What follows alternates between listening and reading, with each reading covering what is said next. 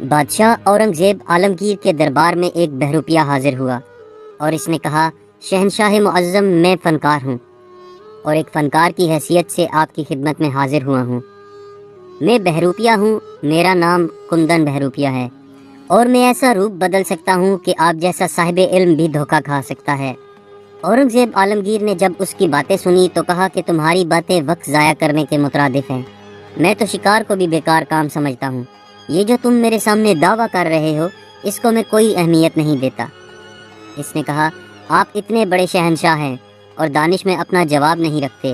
میں بھیس بدلوں گا، آپ پہچان کر دکھائیے۔ تو بادشاہ نے کہا، منظور ہے۔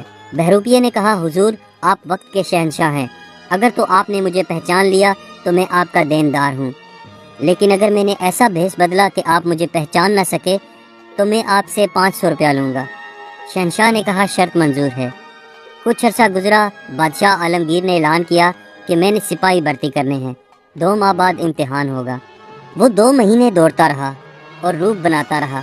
2 ماہ گزرے تو امتحان دینے کے لیے آیا۔ اس سے پہلے کچھ لوگوں نے امتحان دیا، ساتھ ہی جب اس کی باری آئی تو بادشاہ نے اسے 10 روپے دیے اور کہا، یہ لو آنے جانے کا کرایہ، میں نے تمہیں پہچان لیا ہے۔ کچھ دنوں کے بعد بادشاہ سفر پر جانے لگا تو کچھ بھکاری خیرات مانگنے کے لیے آ گئے۔ اس بار وہ بہروپیہ بھی ان بھکاریوں میں ان جیسا روپ بدل کر شامل ہو گیا۔ جیسے ہی بہروپیہ بادشاہ کے سامنے آیا تو بادشاہ نے اسے 10 روپے دیے اور کہا، یہ لو آنے جانے کا کرایہ، میں نے تمہیں پہچان لیا ہے۔ کچھ دن گزرے تو ایک استاد کی ضرورت پڑ گئی۔ جب بہروپیہ کو اس بات کا علم ہوا تو اس نے سر پر ٹوپی پہن کر، داڑھی مونچھیں لگا کر ایک شیروانی پہن لی اور ہاتھ میں چھڑی پہن کر بادشاہ کی خدمت میں حاضر ہوا اور کہنے لگا، میں استاد ہوں۔ بادشاہ نے 2-4 بندوں کا امتحان لیا۔ جب اس کی باری آئی تو اسے 10 روپے دیے اور کہا، یہ لو آنے جانے کا کرایہ، میں نے تمہیں پھر پہچان لیا ہے۔ اسی طرح 2 سال گزر گئے۔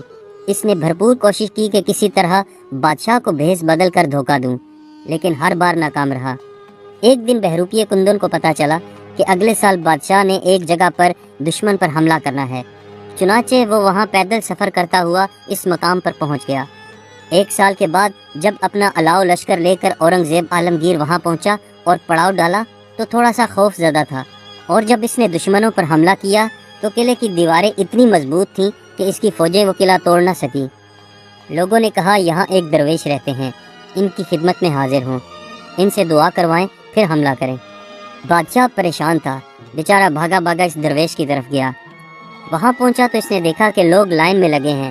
اس نے کہا، میں بادشاہ ہوں، مجھے بزرگ سے ملنا ہے۔ تو لوگوں نے کہا، اگر بزرگ سے ملنا ہے تو لائن میں لگ جاؤ۔ تو وہ لائن میں لگ گیا۔ جب اس کا نمبر آیا تو اس نے دیکھا کہ بڑا نورانی چہرہ اور بہت خوبصورت لب و لہجے کے ساتھ ایک بزرگ بیٹھے ہیں۔ بادشاہ بزرگ کے سامنے 2 زانو ہو کر بیٹھ گیا۔ بادشاہ نے کہا، عالم اسلام پر بڑا مشکل وقت ہے، آپ ہماری مدد کریں، میں کل اس قلعے پر حملہ کرنا چاہتا ہوں۔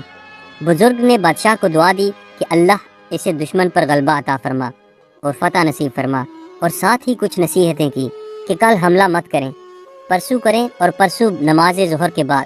بادشاہ نے کہا، جی بہت اچھا۔ اس کے بعد بادشاہ نے اجازت لی اور اس نے بعد نماز ظہر جو حملہ کیا، ایسا زور اور جذبے سے حملہ کیا کہ قلعہ ٹوٹ گیا اور فتح ہو گئی۔ بادشاہ دشمنوں کے پیشوا پر فتح مند کامران ہونے کے بعد سیدھا درویش کی خدمت میں حاضر ہوا۔ بادشاہ نے سبز رنگ کا امامہ پہنا ہوا تھا جس پر زمرد اور جواہر لگے ہوئے تھے۔ اس نے جا کر امامہ اتارا اور کھڑا ہو گیا، دست بستہ کہ حضور یہ سب آپ ہی کی بدولت ہوا ہے۔ اس فقیر نے کہا، نہیں، جو کچھ کیا ہے اللہ نے کیا ہے۔ بادشاہ نے کہا کہ میں آپ کی خدمت میں بڑے زمرد اور جواہر لگا امامہ اور زمین آپ جہاں سے چاہیں آپ کی خدمت میں پیش کرنا چاہتا ہوں۔